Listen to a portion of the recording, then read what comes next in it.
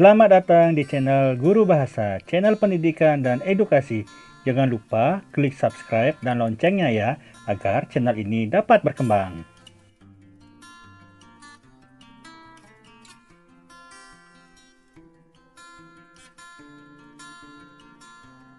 Kalian pasti pernah membaca teks tentang suatu fenomena, baik fenomena alam seperti longsor dan pelangi, fenomena sosial seperti demo dan kepadatan penduduk, atau fenomena budaya seperti wayang dan batik.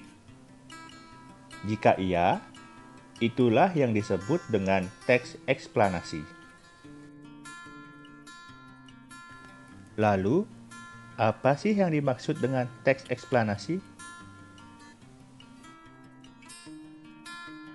Teks eksplanasi adalah suatu teks yang menjelaskan hubungan peristiwa atau proses terjadinya sesuatu yang berkaitan dengan fenomena alam, fenomena budaya, dan fenomena sosial.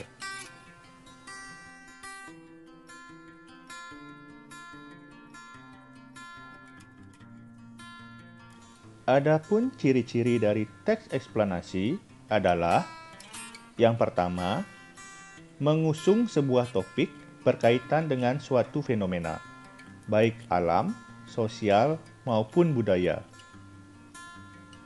Kedua, kalimat-kalimat setiap paragraf berdasarkan fakta atau kejadian sebenarnya.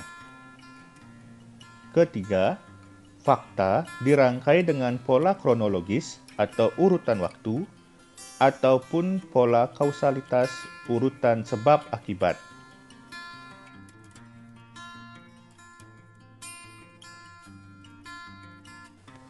Contohnya, dalam wacana berikut. Awal pemerintahan Kabupaten Bandung dimulai sejak Piagam Sultan Agung Mataram pada tanggal 20 April 1641. Tanggal tersebut kemudian ditetapkan sebagai hari jadi Kabupaten Bandung.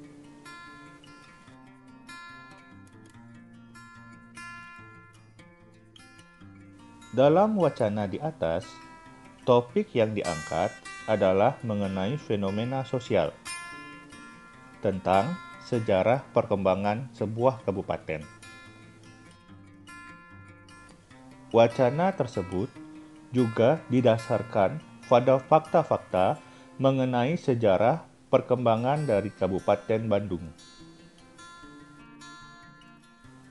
Pola pengembangan yang digunakan dalam wacana tersebut adalah pola pengembangan kronologis atau urutan waktu, ditandai dengan adanya kata hubung sejak dan kemudian dalam wacana tersebut.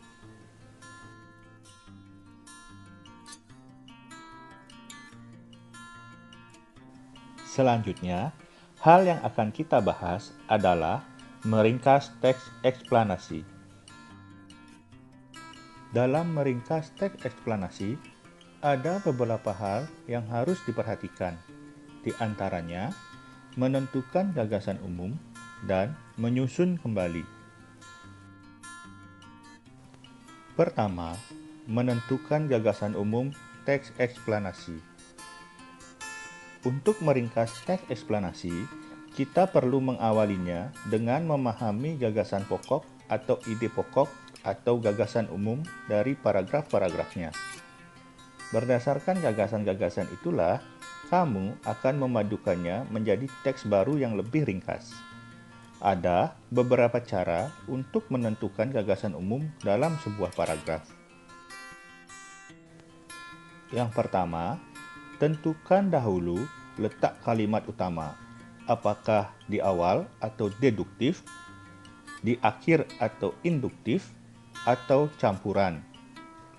Setelah itu, ringkas kalimat utama, namun tidak boleh mengubah makna. Contoh, sejak masa dahulu, para ahli bintang atau astronom mempelajari bintang-bintang di langit malam. Itu adalah kalimat utama. Bisa diringkas menjadi para ahli bintang atau astronom mempelajari bintang-bintang di langit malam. Tulis gagasan umum seperti kalimat utama, karena bila diringkas, kalimat tersebut akan berubah makna. Contoh, beberapa roket ruang angkasa menggunakan bahan padat untuk mendorong dan menekannya ke depan. Kalimat utama tersebut tidak bisa diringkas, karena apabila diringkas akan menimbulkan makna baru. Berikutnya, menyusun kembali. Apabila gagasan umum setiap paragraf telah ditentukan, maka susun gagasan-gagasan tersebut menjadi sebuah teks. Bisa langsung dipadukan atau diceritakan kembali dengan menggunakan kata-kata sendiri.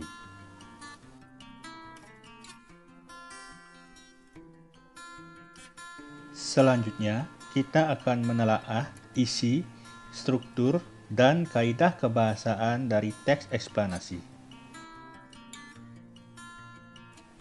Berdasarkan isinya, tampak bahwa teks eksplanasi menjelaskan suatu proses atau berupa rangkaian suatu fenomena ataupun kejadian, baik itu yang berkaitan dengan alam, sosial, ataupun budaya. Dalam pemaparannya, teks tersebut mungkin merupakan jawaban dari pertanyaan mengapa atau bagaimana. Apabila teks eksplanasi sebagai jawaban atas pertanyaan mengapa, maka uraiannya akan bersifat kausalitas. Sedangkan apabila teks eksplanasi sebagai jawaban atas pertanyaan bagaimana, maka uraiannya akan bersifat kronologis. Contohnya, fosil yang utuh dan lengkap biasanya terawetkan dalam salju atau karena termineralisasi. Fosil yang berupa jejak dapat merupakan tapak kaki, tangan, dan daun tumbuhan. Dalam cuplikan tersebut menjelaskan proses pembentukan dan pengawetan fosil. Berdasarkan pengembangannya, teks tersebut disusun dengan pola kausalitas. Hubungan antar kalimatnya menyatakan pola hubungan sebab akibat. Dengan demikian, cuplikan teks tersebut merupakan jawaban atas pertanyaan mengapa fosil itu bisa terawetkan.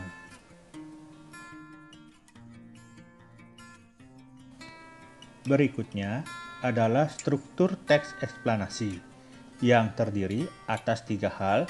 Yang pertama ada identifikasi fenomena, yang kedua rangkaian kejadian, dan yang ketiga ulasan. Identifikasi fenomena merupakan identifikasi terhadap sesuatu yang akan diterangkan. Hal itu bisa terkait dengan fenomena alam, sosial, budaya, dan fenomena-fenomena lain. Contohnya, awal pemerintahan Kabupaten Bandung dimulai sejak Piagam Sultan Agung Mataram pada tanggal 20 April 1641. Tanggal tersebut ditetapkan sebagai hari jadi Kabupaten Bandung. Selanjutnya, rangkaian kejadian merupakan perincian atas kejadian yang relevan dengan identifikasi fenomena. Bagian ini dapat disusun dengan pola kausalitas ataupun kronologis. Contohnya, semua produsen dapat menghasilkan makanannya sendiri sehingga disebut organisme autotrof. Sebagai produsen, tumbuhan hijau menghasilkan makanan melalui proses fotosintesis. Struktur yang terakhir adalah ulasan.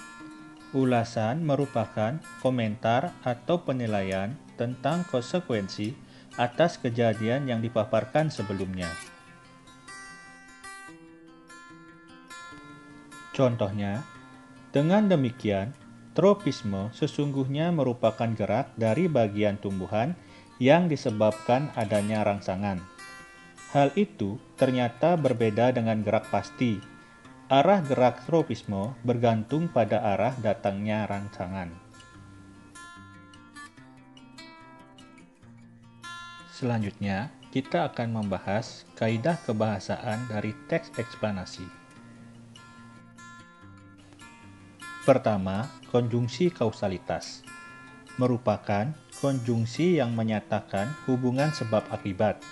Misalnya, karena, sebab, akibat, sehingga, oleh sebab itu, oleh karena itu, dan sebagainya.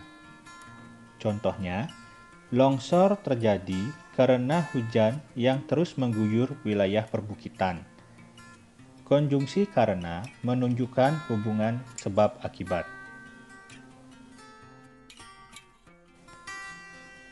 Berikutnya, konjungsi kronologis merupakan konjungsi yang menyatakan urutan waktu. Misalnya, lalu, kemudian, setelah, sebelum, akhirnya, saat, ketika, dan sebagainya. Contoh, batik menjadi warisan dunia non-benda setelah disahkan UNESCO. Konjungsi setelah menunjukkan urutan waktu.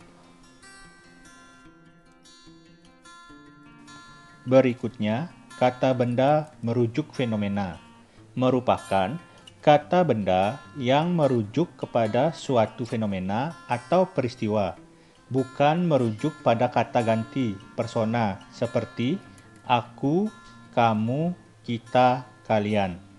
Contoh kata benda merujuk fenomena adalah banjir, longsor, gempa bumi, gerhana, kesenian daerah, budaya Bali, Kabupaten Bandung, dan sebagainya.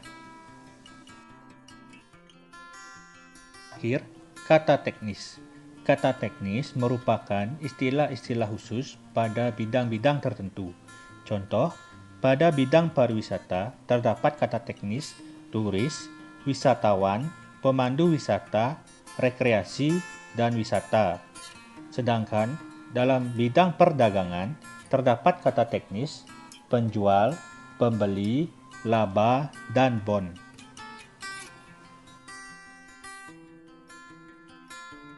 Selanjutnya adalah langkah-langkah dalam menulis teks eksplanasi.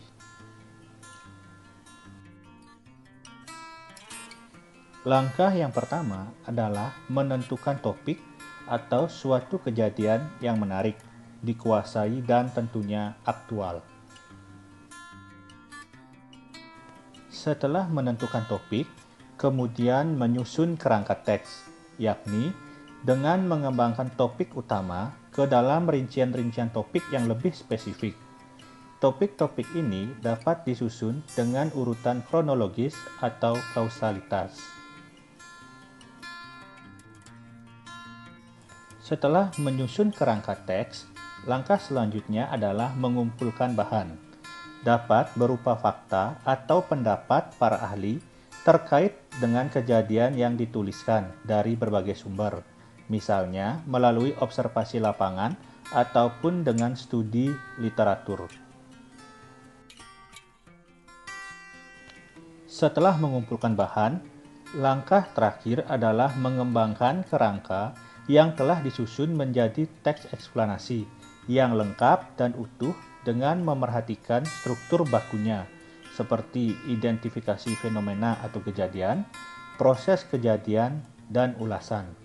Perhatikan pula kaidah-kaidah kebahasaan yang berlaku pada teks eksplanasi. Terima kasih sudah menyaksikan video ini. Jangan lupa like, komen, dan share agar video ini lebih bermanfaat untuk kita semua. Bagi yang belum subscribe, jangan lupa subscribe untuk mendapatkan informasi dalam video-video pembelajaran berikutnya.